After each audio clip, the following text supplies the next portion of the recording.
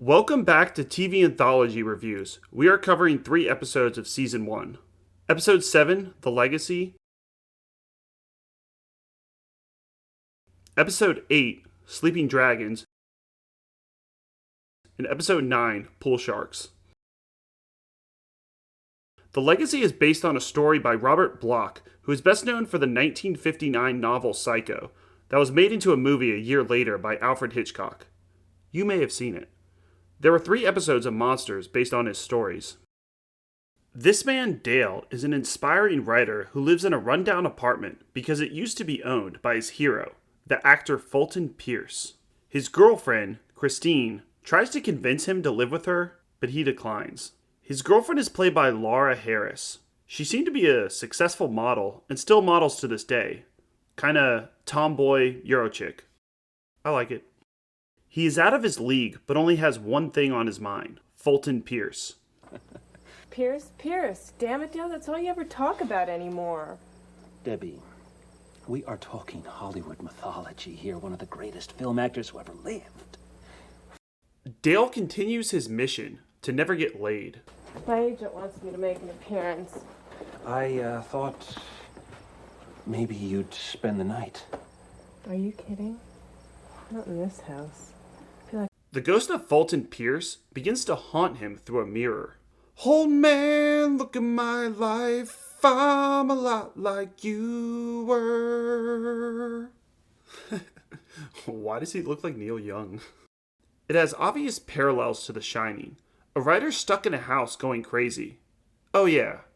Also this scene.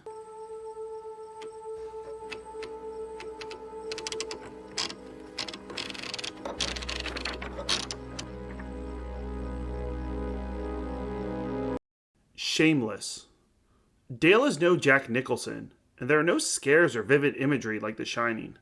The ghost is laughable and doesn't do anything, until the end where he turns Dale into the Hunchback of Notre Dame. You don't even get a backstory for Fulton Pierce. Nothing about his movies, or even a poster around the house to show what type of movies he did. You learn absolutely nothing about him. The bright spot is Laura Harris. She actually seems like she cares about this man and wants him to get better, and makes it believable that in real life these two could be dating. Now that is great acting. What's happening to you? Dale isn't so much a writer as someone who paces around his house talking into his tape recorder. Laura Harris is a 9, Legacy is a 4, and I want to watch The Shining. I can't imagine the Robert Bloch original story was this bad. Let's see if there are any positive reviews. The Legacy has one of the lower ratings on IMDb at 4.9. Alright, so there's someone on IMDb that gave it an 8 out of 10. Let's see what he says. Director Jeffrey Wolf relates the story at a steady pace, ably crafts a spooky atmosphere, and ends the tale on a pleasingly grim note. The apparitions of Pierce as various horrific monsters are genuinely creepy, a nifty show. Well, I disagree, but there you go. There's a positive review. Episode 8, Sleeping Dragon, is directed by Mark Rezica, who has an impressive line of music videos he directed. Sleeping Dragon is filmed and shot in true B-movie fashion, and is one that you wish was a full-length movie.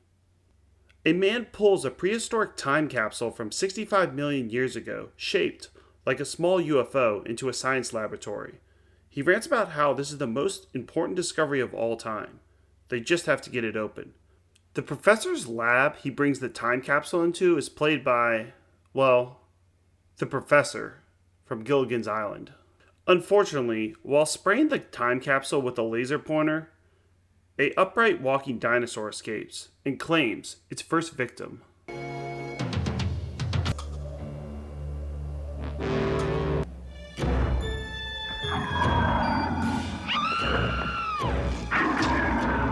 The professor then tries to reason with the dinosaur, since it's an intelligent being. It probably misses his mommy and just needs a hug. Listen to me. I know you're an intelligent being. You must recognize me as one also. We won't hurt you. We mean no harm. Wait. I can hear tropic born aboard this tiny ship. The mate was a mighty sailing man, skipper brave and sure. Our passengers set sail that day for a 3-hour tour. A 3-hour tour. Some reviews have compared this episode to the John Carpenter movie The Thing, but this episode has more in common with 80s slasher movies, though it is snowing outside, making their escape much harder. The professor's daughter is played by Beth Toussaint, who looks very Farrah Fawcett-y. It ends in a great cliffhanger that is chilling and makes you wish there was more. Oh my God. What's wrong? You're right, that capsule was set at a specific time and it wasn't the only one. 397 more at last count. All of them buried outside of Reno, and all of them hungry. Sleeping Dragon has great action scenes and a creative monster. A prehistoric dinosaur, maybe alien. Its pacing is great and there's true atmosphere and great lighting and effects. Other shows from the 80s could learn from this one. 8 out of 10.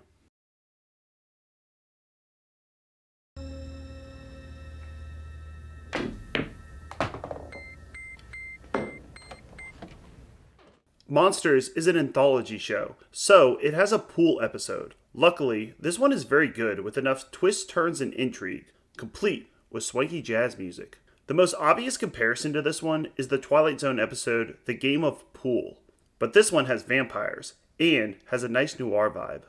You're beautiful. Too beautiful. Set up another one, sweetie. Sure. There's one born every minute. Simps. It's clear from the beginning that this girl Natasha is a vampire, as she shows great interest when her opponent in pool cuts his finger. What's interesting is seeing how this man, who seemingly walks into the bar randomly, is able to turn the tables on the vampire. There. Why not play for 200? Unless you can't afford 200. I can afford it. Rack 'em up, my dear. This won't take long. Ah, yes. The old trick of pool hustling. You pretend to suck and then up the stakes and win it all back. Which is what precisely the character Gabe does to his opponent. Once he gets him out of the way, he can play the vampire herself, Natasha. You see, pool's a game of wits. You're just trying to get the 8-ball in the corner pocket all the while taking a swig of whiskey and wondering if you use too much chalk or not enough. Personally, I chalk up that stick like it's a Thanksgiving turkey, but never keep your eyes only on the table.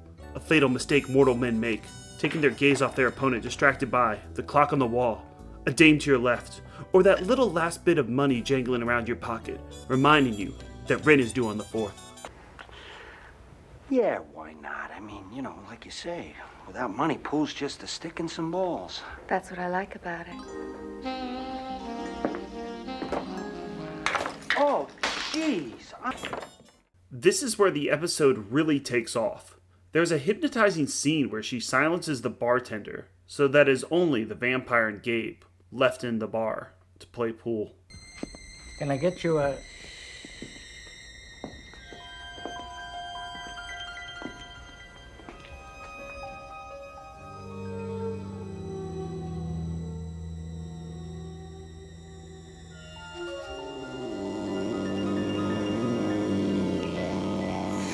They play mind games with each other.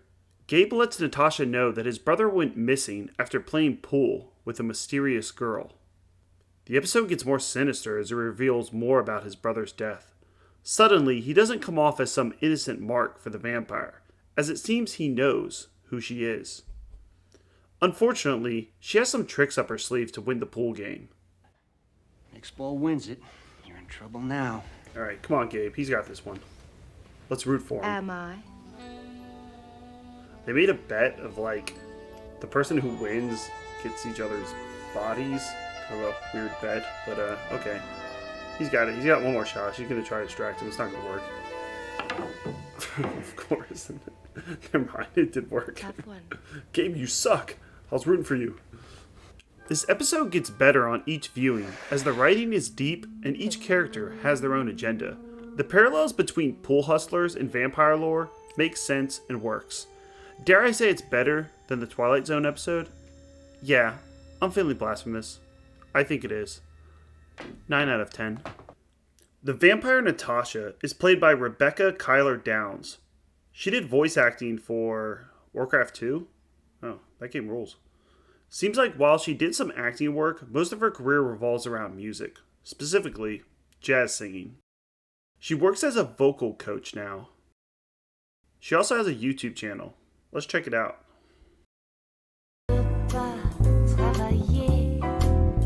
Je ne veux pas déjeuner. Je veux seulement oublier.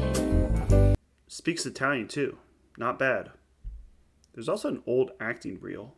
Okay. Alright, let's look at some of the comments.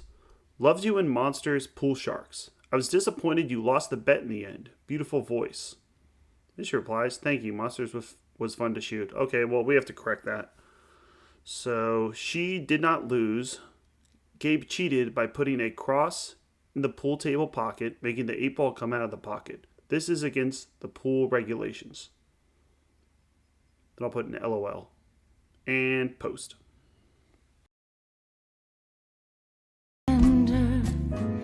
Tell the one who loves you only. I can be so warm and tender. Call me. Don't be afraid, you can call me.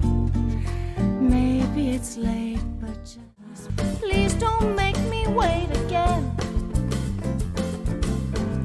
When will you say yes to me? Tell me quando